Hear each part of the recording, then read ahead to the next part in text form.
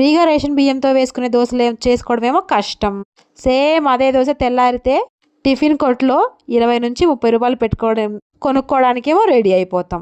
అదే రేషన్ బియ్యం ఏమో కిలో 10 రూపాయలకి అమ్మేస్తాం కిలో. అదే దోశనేమో 20 నుంచి 30 రూపాయలకు కొనుక్కొచ్చుకుంటాం బయట. అసలు మన సైకాలజీ ఏంటో మనకే అర్థం కాదు.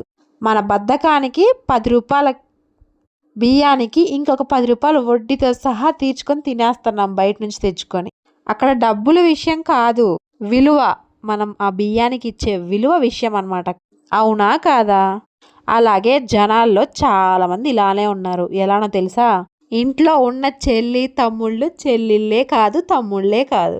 బయట కాలేజీల్లో స్కూళ్ళల్లో ఉంటారే వాళ్ళు మాత్రం బ్లడ్కి మించిన చెల్లెళ్ళు, బ్లడ్కి మించిన అన్నలు, బ్లడ్కి మించిన తమ్ముళ్ళు అయిపోతారు. ఇక్కడ కూడా విలువ, ప్రయారిటీ మ్యాటర్స్.